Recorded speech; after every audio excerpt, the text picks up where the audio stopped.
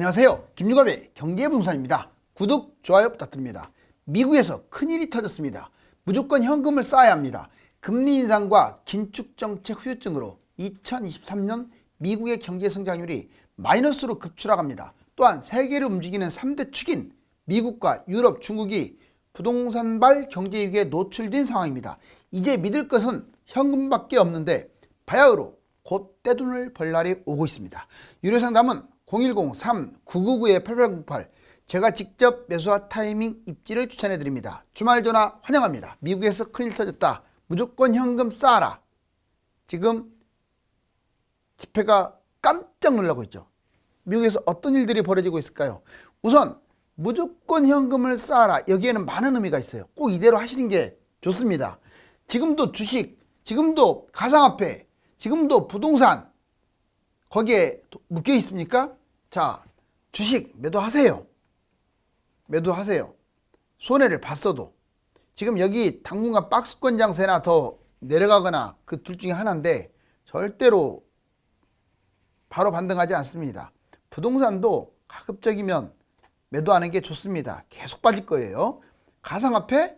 자, 가상화폐 지금 너무 많이 빠졌는데 솔직히 이렇게도 생각해야 돼요. 예전에 뭐 200만 밖에 안 했던 것들이 지금 몇 천만 이렇게 뛰었잖아요.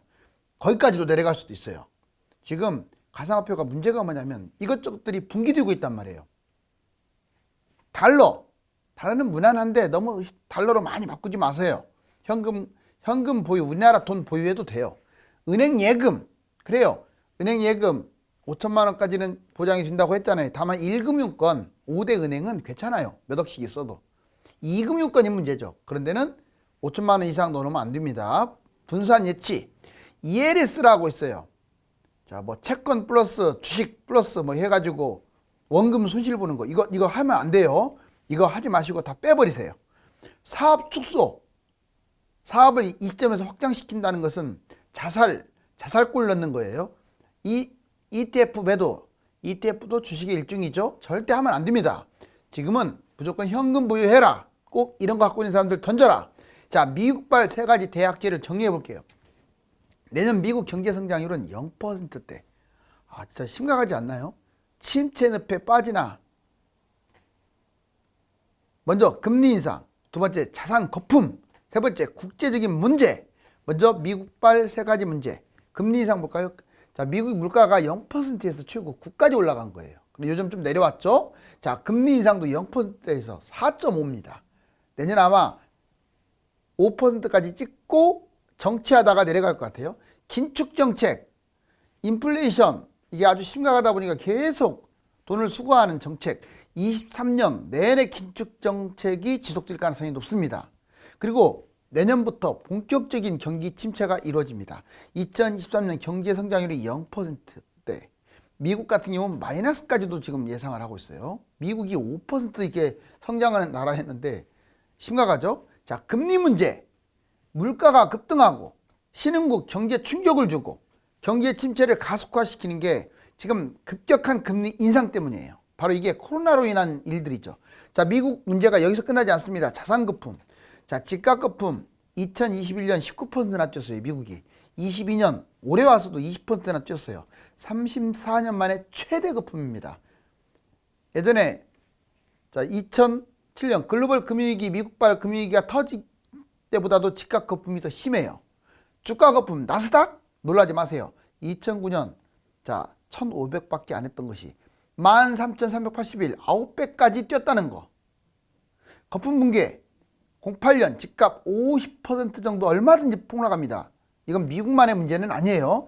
나스닥 03년에 80% 폭락을 했어요. 그러니까 미국이 08년 기준으로 반토막 났고 그 다음에 나스닥 03년 기준으로 80%나 폭락을 했다는 사실이 앞으로도 그렇게 이어질 수 있다. 거품 원인은 바로 코로나 부양책으로 인한 후유증이에요. 80%가 폭락 위험에 노출이 돼 있죠. 국제 문제. 자, 항상 미국이 관련됐습니다. 왜냐하면 미국이 세계 방패막이다 보니까 그래요. 자, 미중 문제, 패권 대결, 대만 문제, 에너지, 경제 침체. 바로 이 네 가지와 싸우고 있어요. 두 번째, 미국은 중국만이 아니라 러시아, 우크라이나 문제에도 개입이 될 수밖에 없죠. 러우 장기화, 물가 폭등, 경제 침체, 아마 직격탄을 맞게 될 거예요.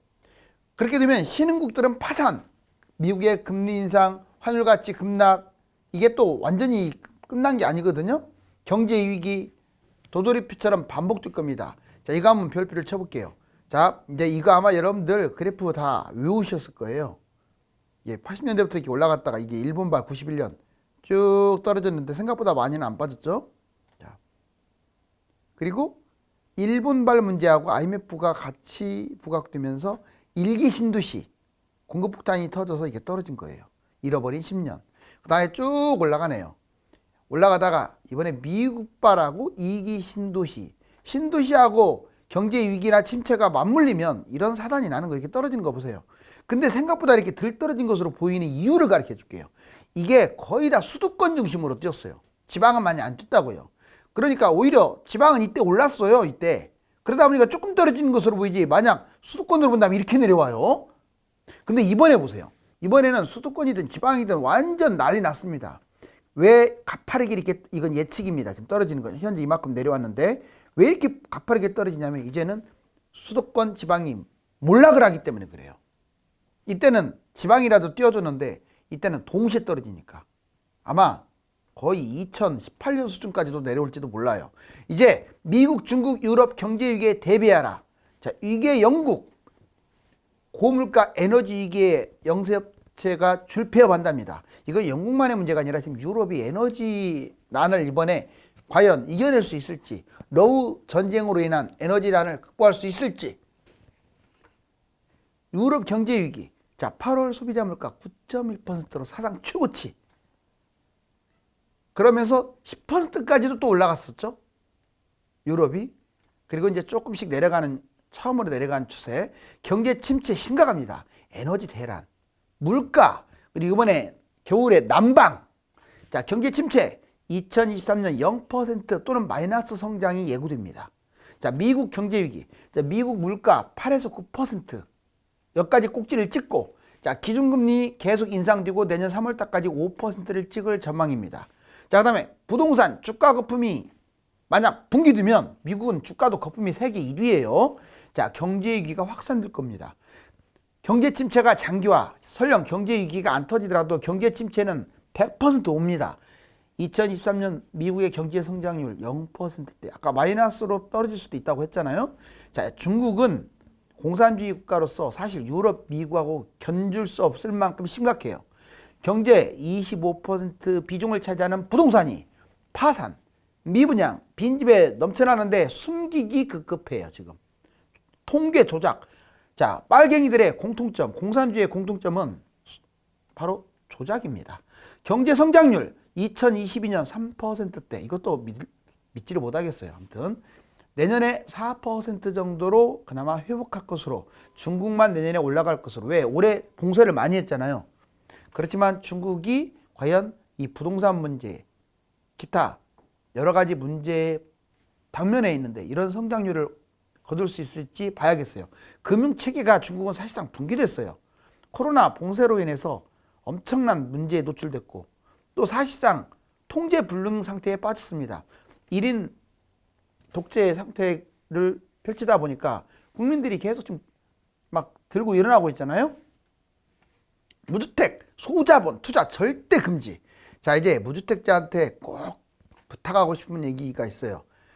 소자본 절대 금지. 집을 팔면은 그냥 저금을 해야 돼요. 근데 팔고 나서 꼭 엉뚱한 짓을 해요. 주식에 투자하거나, 뭐 가상화폐를 사거나, 또 뭘 하거나. 왜 합니까? 집 한도는 집인 거예요, 집.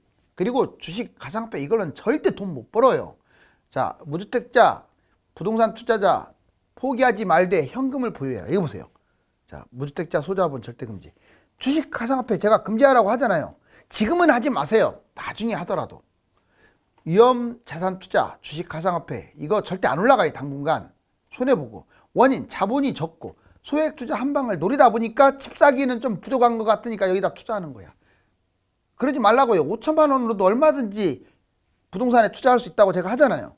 문제점, 90% 자산 탕진하고 업무 집중, 자기 일도 못하고, 이게 뭔 짓입니까? 두 번째, 돈 5천만 원, 3천만 원, 1억, 이 피 같은 돈을 빌라, 오피스텔, 땅, 이딴 곳에 투자를 해요. 아무리 재개발이라도 막연한 재개발이라도 묻어놓지도 마요. 안 좋아요. 아까 금방 했잖아요. 2,000원, 3,000원, 4,000원, 5,000원짜리도 얼마든지 아파트를 잡을 수 있는, 전세 끼고 잡을 수 있는 기회가 온다고요. 그게 제일 안전해요. 못난이 투자, 땅 못난입니다. 땅 투자하면 돈 번다?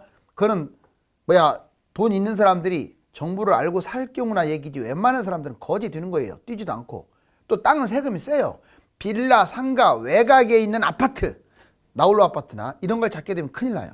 원인, 가격이 싸고 대출 부담이 적으니까 잡는데, 문제점은 안 오르거나 안 팔려버려요. 뛸 때 안 뛰어버리면 나는 가난해지는 거야. 오히려 무주택인 벼락거지만 못해요. 무주택은 집을 살 수라도 있지. 자, 이제 평생 임대 살거나 평생 전세 월세 전전하시는 분들, 자, 임대, 전세, 월세, 전월세 지금은 괜찮아요. 왜? 집값이 떨어지고 있으니까. 또는 공공, 국민 임대. 자, 그렇지만 집값이 바닥치면 빨리 사야죠. 원인, 임대에 익숙해지고 공공, 국민 임대가 저렴하다 보니까 여기에 그냥 편안하게 살다 보면 문제가 있어요.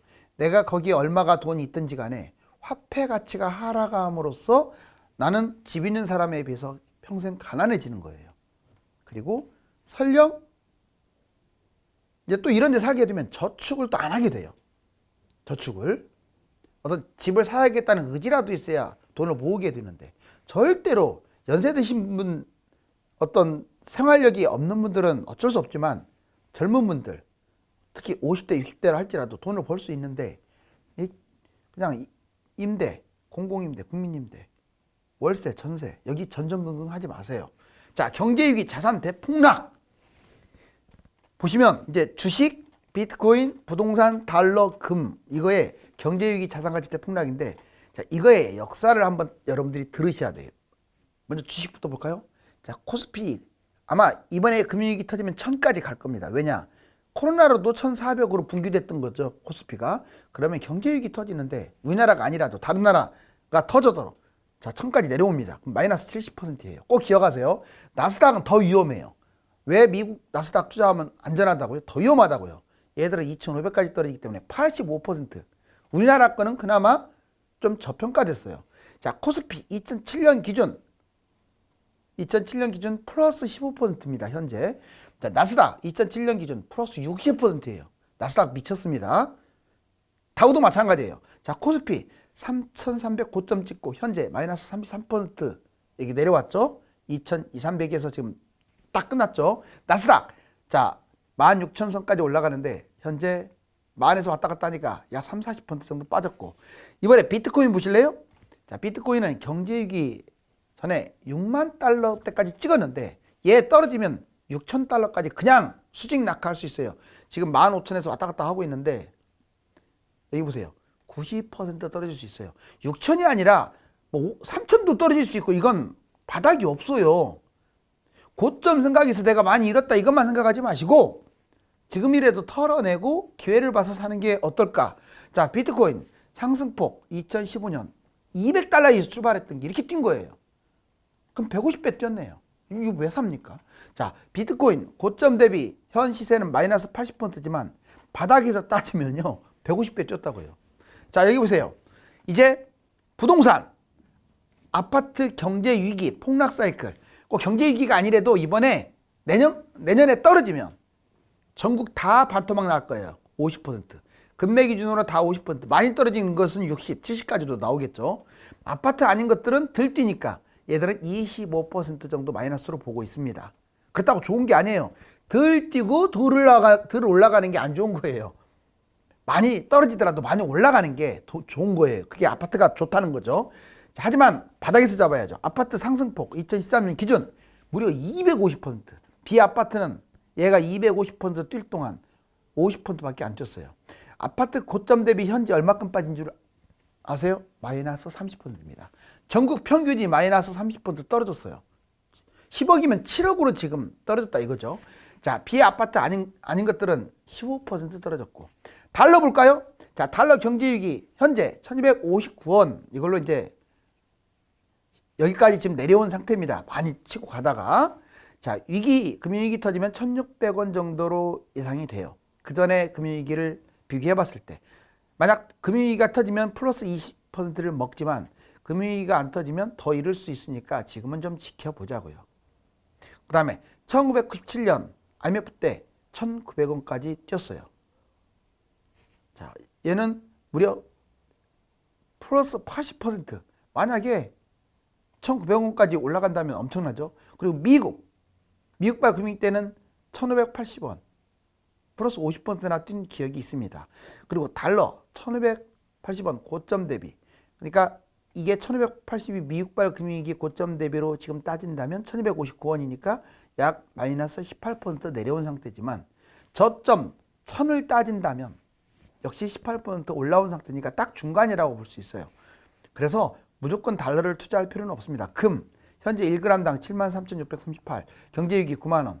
자, 플러스 20% 정도 기대감이 있는데 떨어질 수도 있는 거예요. 20%가. 이제 폭락장 부동산으로 떼돈 버는 방법. 누가 뭐니 해도 자, 경제위기 때 주식 잡는 것보다 경제위기 때 부동산 갭 투자하는 게 훨씬 안전하고 많이 법니다. 제 말 맞아요. 다시 말합니다. 경제위기 때 주식 잡으면 많이 올라가잖아요. 근데 그거보다 서울에 아파트 갭 투자하는 게 훨씬 많이 번다고요. 경제위기가 아니고 경제 침체라도. 보세요. 4가지가 있어요. 방법이. 떼돈 버는 방법. 첫 번째. 1등이 누구냐? 서울 인접 갭 투자, 빚투자, 실거주.